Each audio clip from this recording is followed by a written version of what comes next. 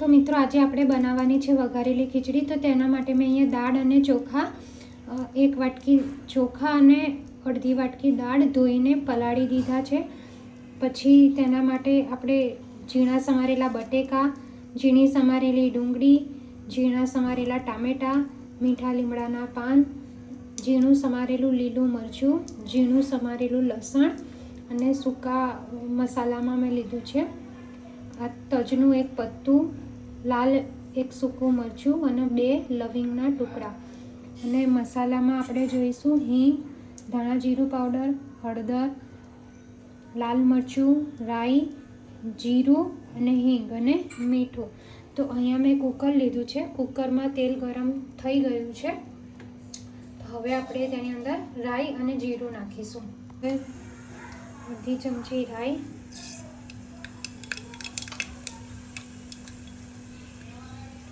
અડધી ચમચી જીરું નાખીશ,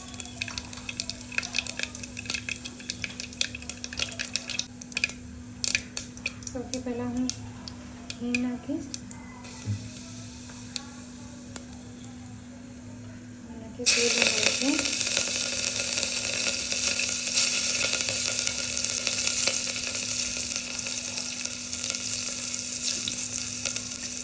હવે હું નાખીશ લસણ,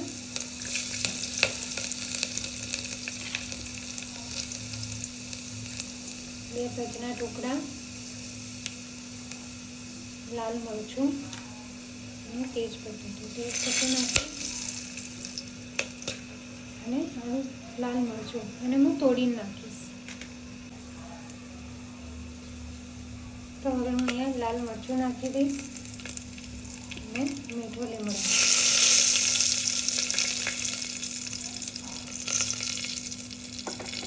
હવે આ સ્ટેજ ઉપર હું ઝીણી સમારેલી ડુંગળી તે નાખી દઈશ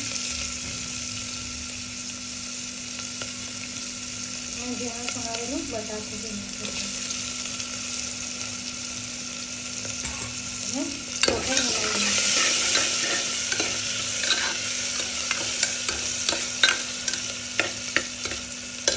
આપણી જે ડુંગળી છે એ બ્રાઉન થાય ત્યાં સુધી હલાવીશું।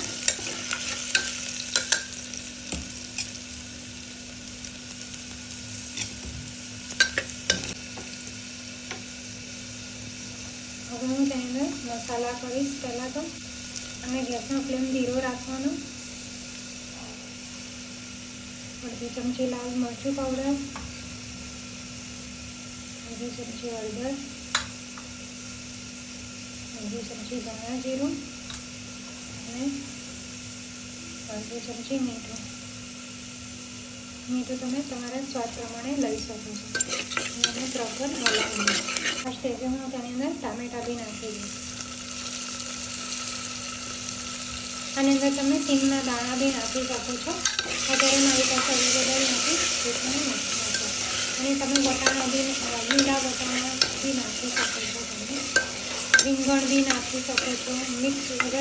મિક્સ વેજીટેબલ ખીચડી તમારે ખાવી હોય તો તમે બધા શાકભાજી બી એની અંદર નાખી શકો છો। હવે હું આ જે દાળ અને ચોખા છે તે 1 વાટકી ચોખા અને અડધી વાટકી દાળ છે તો તેનાથી 3 ગણું પાણી મેં લીધું છે અને એની અંદર ધોઈને રાખ્યા હતા। તો હવે હું આની અંદર નાખી દઈશ આ સ્ટેજ ઉપર।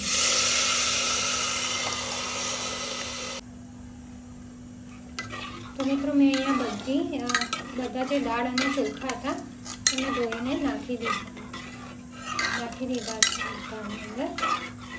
અને જેટલું દાળ અને ચોખા હતા તેનાથી 3 ગણું મેં પાણી નાખ્યું છે। હવે કુકરને આ સ્ટેજ ઉપર ઢાંકીને 4 સીટી વગાડીને ગેસ બંધ કરી દઈશું। જે ગેસ ઉપર કુકર મૂકેલું છે તેના ઉપર ઢાંકણું ઢાંકી દઈશ અને 4 સીટી વગાડીશ। મિત્રો મેં અહીંયા કુકરને ઢાંકી દીધું છે તો હવે હું 4 સીટી વગાડીશ।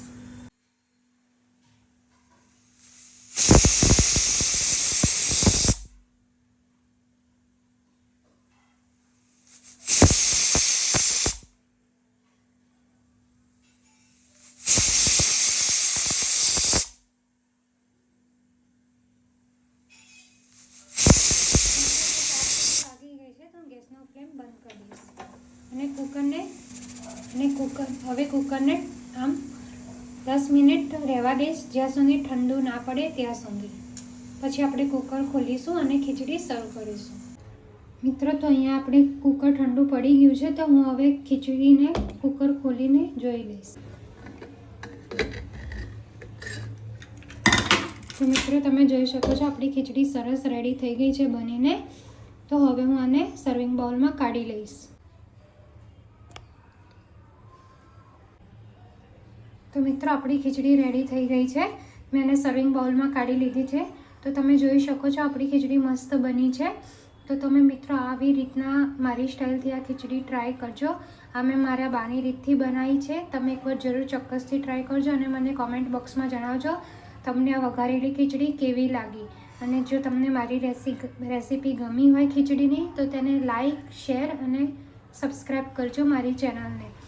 થેન્ક યુ મિત્રો.